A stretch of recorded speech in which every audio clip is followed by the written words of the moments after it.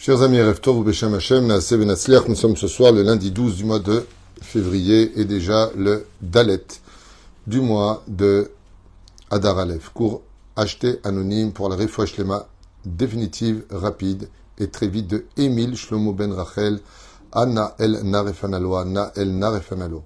Sruta Torah ou Sruta Ben Ishraï que nous allons étudier Yagen Bado Bechol Asherov Yakum Echolio Mitor Kol Sh'ar Chole Israël Moratim Yakdosha Bateora Sarah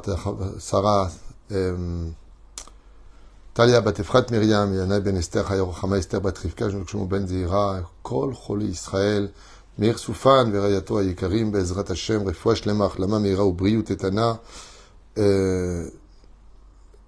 aussi pour la Refoua Shlema de juste un instant. Combien de messages pour lui? C'est Refoua Shlema pour Binyamin Yitzhak Ben Sarah, Bezrat Hashem, Achlama Meira, Ubriut Etana. Et on commence tout de suite en pensant bien sûr à tous nos Chatoufim, Kol Chayalenu, Kol Am Israël, tous nos blessés. Une grande réussite et merci d'avoir acheté ce chiour. Que Dieu vous bénisse sur tous vos chemins.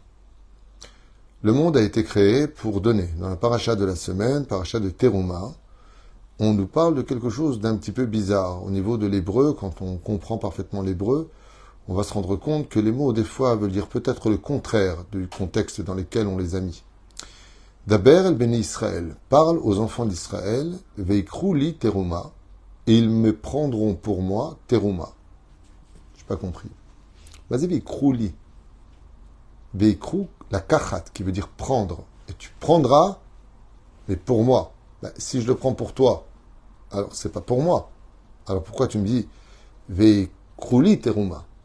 Et tout de suite, le Ben Ishraï voit que d'ici, il y a un message puissant qui se cache derrière ce mot-là. Sheila Yedouam Foursemeti. Cette question-là a tellement été reprise. Madouane et Emar Bapasuk Veikrou li Teruma. Pourquoi est-ce qu'on a dit Veikrou li Teruma? Alors qu'est-ce qu'on aurait dû lire? Veitnu li Teruma. Cette fameuse changement de mot. Veitnu, noten. Quand tu prends de l'argent et que tu veux aider une personne, est-ce que tu prends pour toi ou est-ce que tu lui donnes à lui? Toutes les actions que nous faisons pour l'igmol chesed. Comme dit la Gemara dans Shabbat, pourquoi la lettre gimel ressemble à un corps qui a une jambe qui avance, une jambe derrière et une jambe qui avance, pour dire que le gimel soutient toujours le dal, dalet, qui veut dire le pauvre, gomel chesed, tomer bedal, perouche davar, que la lettre gimel soutient la lettre dalet qui représente le mot de la pauvreté. C'est-à-dire, mais la reine, si le gimel, gomel chesed, soutient l'autre, c'est lui qui donne à l'autre. Et la Torah nous dit non. Non, non, pas du tout. C'est toi qui prends parce que tu donnes. Oui, tu prends peut-être la satisfaction. On sait tous très bien que quand un homme prépare un beau cadeau, qu'il va l'acheter, qu'il le paye, qu'il l'emballe, qu'il le porte et qu'il l'amène, le vrai bénéficiaire, en réalité, c'est celui qui a fait plaisir. Car le plaisir est toujours plus grand de faire plaisir quand on a réussi à faire plaisir à autrui. Et ainsi donc, la Torah nous dit, arrête. Écoutez bien, les mots, ils sont importants, surtout aujourd'hui, nous qui sommes tellement remplis d'émotions. Arrête de croire que tu donnes à l'autre. Tu prends quand tu aides. Ça veut dire quoi? Tu prends quand tu aides. Si tu donnes, tu prends pas. Bon, soyons sérieux. T'as 100 shekels. Tu prends 50 shekels, tu les donnes à une personne pour l'aider. Combien est-ce qu'il te reste? 50 shekels. C'est pas compliqué. Combien tu lui as donné? 50 shekels. Tout cela est vrai si je considère que ce monde est unique. Si je considère que je vis dans un monde dans lequel il n'y a pas de suite après la mort, alors j'ai raison de penser comme cela. Mais nous, les Juifs, nous savons que ce monde n'est qu'un monde de transition. On sait très bien qu'on est tous nés pour mourir, et que le but ultime de la fin de chacun de nous, c'est de nous réparer dans la 10e réparation qui est la mort. Car la mort va permettre résurrection des morts. Donc il y a une suite à ma propre suite, car la vie réellement ne commence qu'après la mort. C'est comme un homme qui vit, il a beau être le plus grand champion du monde, il ne vit pas sur le ring, même s'il a gagné tous ses titres là-bas. C'est à l'extérieur de ces de ce ring, qu'il rentre chez lui, qu'il va au cinéma, qu'il va à la piscine, qu'il va vivre sa vie, profiter de ses millions. Sa vie n'est pas sur le ring. Ce qui fait que nous sommes en train de nous battre sur un ring. À Adam, la Mol Yulad, on est venu pour nous se battre contre notre Yetzerara, un temps limité. Il y a ceux qui ont les 15 rounds, 120 ans, puis il y en a d'autres qui vont avoir 10 rounds, 80 ans, puis il y en a d'autres qui vont avoir 6 rounds. Alors ils vont vivre un peu moins. Mais le combat de la vie est là. Mais si je suis conscient que je vais descendre du ring, je ne veux pas commencer à dépenser sur le ring les quelques millions que j'ai gagnés en tant que champion du monde ou perdant du championnat du monde, peu importe. Mais je veux quand même recevoir 300 000 $, 600 000 $. Cet argent-là, je serais stupide de le dépenser sur le ring, car c'est pas là-bas que je vis. Alors comment je peux faire moi maintenant? Si ce monde est un ring, et que ma vraie vie, celle qui a préexisté avant mon existence dans ce corps et qui existera hors du corps jusqu'à ce que je revienne dans mon corps si Dieu veut, comment je peux faire pour emmener avec moi de la matérialité dans un monde abstrait, un monde spirituel, un monde où on voit mais on n'a pas de yeux, un monde où on parle mais on n'a pas de bouche, un monde où on entend mais on n'a pas d'oreille, un monde où on s'élève mais on n'a pas d'ailes, un monde où on avance mais on n'a pas de pieds. Mais si j'ai tout ça, comment tu veux que moi je rentre là-bas des corps humains, des corps de matière, de l'argent? Tout le monde connaît le proverbe, on n'a jamais vu un coffre-fort suivre un corbillard. Et donc si l'argent ne va pas là-bas, comment je vais faire moi pour rendre mon argent spirituel? Par exemple, vous avez des euros, vous voulez le convertir en shekels ou en dollars. Vous allez au change, il vous prend cet argent et vous remet quelque chose d'autre. Est-ce qu'à ce moment-là, on peut dire que je rends service à celui qui est de l'autre côté du change? Oui, c'est son métier, il va prendre des intérêts sur cela. Mais est-ce que lui te rend service ou tu lui rends service? Qui est parti chercher qui? N'est-ce pas toi qui avais besoin du change? Et quand tu donnes 1000 euros et qu'en contrepartie tu prends 1100 $ ou 1200 $, est-ce que tu as perdu quelque chose? Oui, tu n'as plus tes 100 euros, mais tu as pris 1200 $. Et quand tu vas aux États-Unis, eh bien là-bas, la monnaie, c'est pas des euros, c'est des dollars. Ainsi donc, l'argent n'a aucune valeur dans le monde d'en haut. Mais on peut le changer. Comment on peut le changer? On va au change. Et qui c'est le change? Ce sont les mitzvot de chesed que nous faisons. D'aider une personne nécessiteuse. D'aider un avrech à réussir dans la Torah. En lui donnant cet argent, lui, en le prenant, va me créer un ange, c'est le change. Et cet ange qui va être créé de cette tzedaka qui est donnée, c'est la monnaie qui correspond aux valeurs du monde futur. Ce qui fait qu'en donnant, eh bien, tu viens de prendre le change. Lui l'a fait passer de l'autre côté. Il prend ton argent physique et il te le rend en spirituel. Alors, une fois de plus, la question se pose. C'est donnant, donnant. Il dit oui. Ça, c'est quand tu changes des euros en dollars, ou en shekels, ou en yens, peu importe. Mais si par contre, vous donnez 1000 euros pour le change, et qu'il vous donne 1 million de $, pour 1000 euros, est-ce que vous avez donné ou est-ce que vous avez que pris? Réponse, non, c'est pas comparable. Si tu donnes 1000 euros, tu prends 1 million de $, mais qui n'irait pas dans ce change? Ce change existe bien. Il s'appelle Torah ou Mitzvot. Car quand tu as des billets, combien même la somme serait belle et grande, ce ne sont que des billets qui ne sortiront jamais de ce monde et qui vont très vite, s'écouler aussi rapidement que le sable se faufile à travers nos doigts pour tomber par terre. Mais par contre, quand tu donnes 100 euros à une personne pour qu'il puisse faire Shabbat avec sa famille, et encore c'est rien, l'ange qui en ressort, il vaut des millions d'euros. Et lui, par contre, ne meurt jamais. Cet ange, c'est Daka Omedet Laad. Pour l'éternité, cet ange se tient. Ainsi donc, pour une aide apportée à soutenir une personne dans la difficulté, ou à étudier la Torah, ou faire un Shabbat, ou payer son loyer, d'aider quelqu'un, plus forte raison ses propres parents qui sont en porte-à-faux, ou ses enfants, ou payer l'école de ses enfants pour qu'ils apprennent la Torah et les mitzvot, que l'on sache et que l'on retienne que peut-être qu'on a versé tous les mois une somme d'argent de 100 euros, 200 euros, 300 euros, peu importe.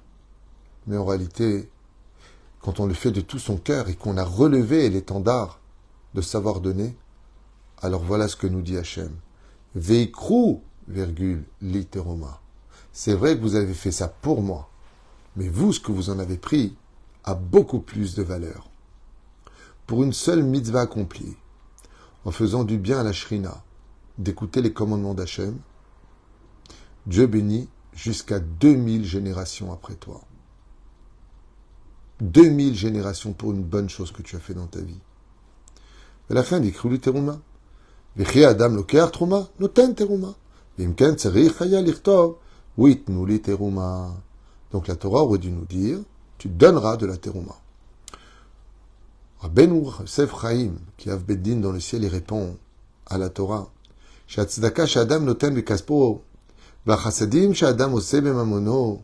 Tout l'argent que tu donnes toute ta vie pour des œuvres, pour soutenir la Torah, la faire vivre, pour la tradition.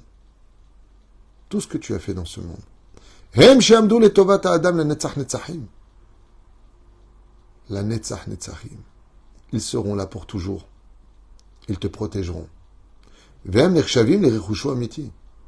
Et en réalité de ce monde, tu ne laisseras que des héritages à tes enfants qui eux-mêmes le laisseront à leurs enfants s'ils l'ont pas perdu sur la route. Mais il existe un héritage que tu peux prendre avec toi dans la tombe, qui te protégera pour l'éternité, dans un monde de lumière éternelle. C'est quand tu le donnes à la Torah elle-même. Et Kenzot Matsanu, comme un roi non-juif, du nom de Mumbaz Amelech, dans Baba Batra Yud Aleph, Amoud Aleph, Sheinoten Mamon Rab la Tzedaka. Et ce roi non-juif, Mumbaz Amelech, avait compris la valeur que donner, c'était savoir prendre. Mumbaz, ou Bizbez et Tzrotav, Malchut, Almenat, Lefarnes, Bo et Anim. Et il a sorti l'argent des caisses du royaume pour s'occuper des pauvres. Vaya Omer. Et il disait, Avota et Ganzu les mata. Combien étaient bêtes mes parents, disait ce roi. Car eux, ils ont caché dans des coffres dans ce monde leur argent. Banegaznasti les mala. Mais moi, je l'ai envoyé dans le monde d'en haut, avec des intérêts sans limite. Hem Ganzu bemakom shayat choletedbo. Eux, ils ont mis tout cet argent là où tout le monde pouvait venir le voler, même les gardiens eux-mêmes du coffre-fort. Vani ganasti bemakom shayat choletedbo. Mais moi, en donnant ce que j'ai, je l'ai envoyé dans un monde où aucune main ne peut accéder. Havotai ganzu le'acherim. De tout l'or qu'ils ont ramassé toute leur vie, ils n'ont pas pris une seule pièce avec eux dans la tombe. Si ce n'est que tous ceux qui étaient les héritiers. Vani ganasti le'atzmi. Mais moi, j'ai tout envoyé sur mon compte spirituel en haut. Les dvarim elu ramzu à Torah v'amra. Sur ce, la Torah nous dit, Daber el béné Israël, Moshe, parle aux enfants d'Israël. Daber, ça veut dire de génération en génération. Et dis-leur, Veikrou li teruma. Dis-leur qu'ils me prennent pour moi. Dis le Ben Ishraï, Mikan. Un homme ne sortira jamais perdant d'avoir soutenu la Torah.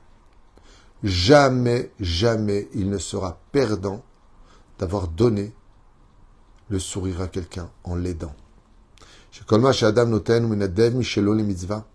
Car tout ce qu'il donnera dans ce monde, au nom de la mitzvah, et non pas parce qu'il a de la peine, mais parce que Dieu le demande, bien sûr, les tzedaka et les chesed, que ce soit dans la tzedaka ou la bonté, kesevze ou l'onoten et la lokeach leatzmo.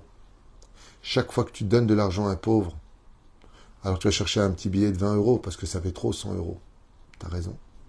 Ça fait beaucoup. Tu viens juste de t'envoyer que 20 euros dans le monde futur. Parce que les 100 euros, tu sais même pas ce que tu vas en faire. Alors bien sûr que la halakha nous dit, tu dois donner jusqu'à 20% maximum de tes revenus, de peur qu'il te manque toi-même pour finir le mois.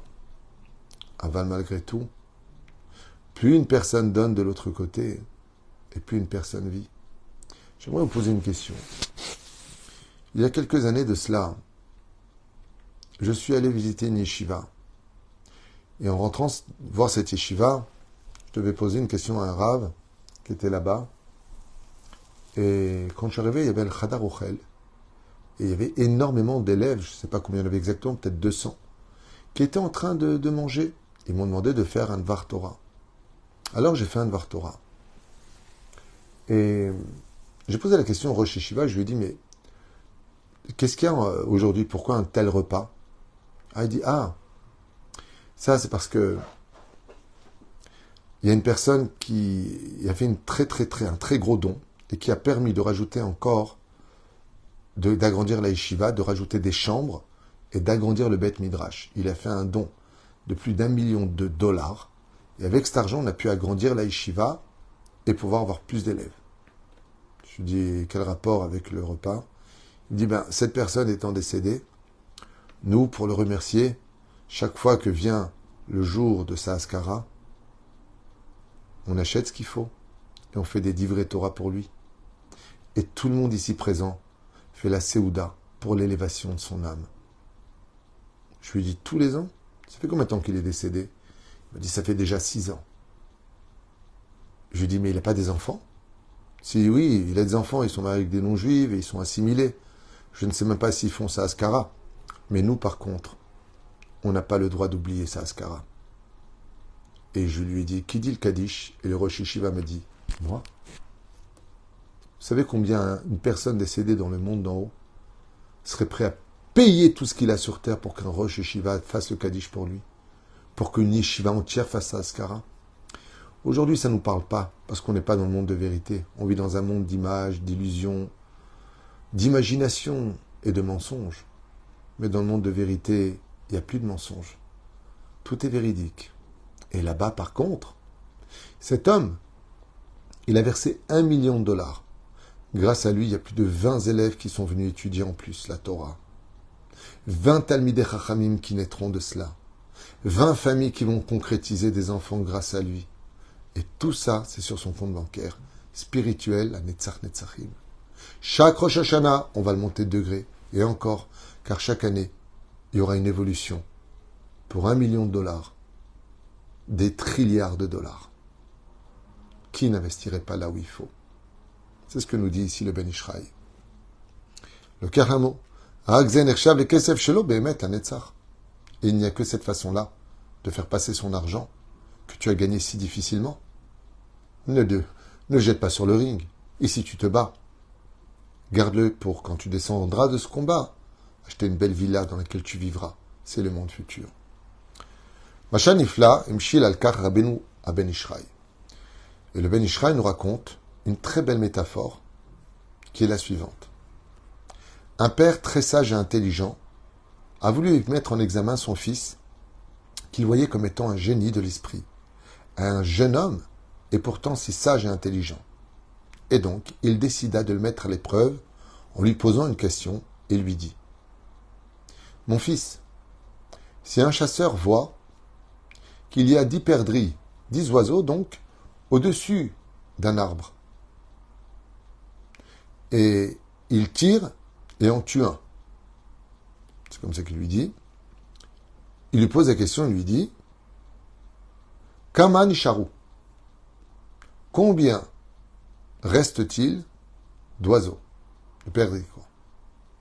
Et l'enfant lui a répondu Abba, of echad bilvad. Un seul. Le père sourit et caresse la joue de son fils et lui dit Mon fils, tu n'as pas compris la question.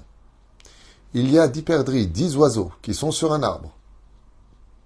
Ou peu importe, d'autres oiseaux, c'est pas important. Parce que je crois pas que les perdrix s'en montent sur les arbres, alors le méchané. Et maintenant, tu en tues un seul. Combien reste-t-il d'oiseaux? Et l'enfant répond une fois de plus en regardant son père Abba, rak echad. Et le père lui dit non. S'il y en a 10 et qu'il a tiré sur un seul oiseau, il en reste 9. Et le fils regarde son père et lui dit Papa, pourquoi me mets-tu tellement à l'épreuve? Les 9 autres se sont envolés. Lui, il gagne rien. Eux, ils ont pris leur envol. Le seul qui garde, c'est celui qu'il a réussi à attraper. Donc, un seul. Il n'en reste pas 9. Parce que la seule chose qui te reste, c'est ce qui vient avec toi. Tout le reste, c'est déjà envolé vers une autre adresse, une autre personne. Tu prendras jamais ta maison avec toi, ni ta voiture, ni même ta cravate, ni rien, ni ton stylo, ni ta montre, rien ne viendra avec toi. Sauf ce que intelligemment tu as pu attraper dans ce monde, Veikrouli, Teruma. Et tu me l'as donné pour que moi, je te le place de l'autre côté et que pendant que toi, tu te bats dans ce monde, les anges que tu as créés par tes mitzvot te construisent déjà ta villa pour l'éternité. Signé Marana Ben Ishraï. וגם כן כספו של האדם, הרי הוא מתעופף ונעלם, הוא בא והולך, ורק מה שנותן לצדקה הוא שלו לעד. Et le Ben Ishraï puis dit en disant, combien d'argent, combien de temps, combien de choses on a stam dépensé, combien de choses on a stam jeté, alors que si on les avait mis là où il fallait, eh bien cet argent-là, il aurait pu nous rapporter beaucoup plus gros que des moments de plaisir, certes, mais qui en réalité ont fini aux toilettes. J'apprends toujours de la Torah. Je sais que les cours, des fois, je suis un peu un système comme ça. Ça fait du bien de nous rappeler un petit peu que la vie passe vite et qu'on a intérêt à ramasser le maximum d'argent spirituel. Torah, mitzvot ou ma'asim tovim. Kol tuv et litraot. Irfoua shlema.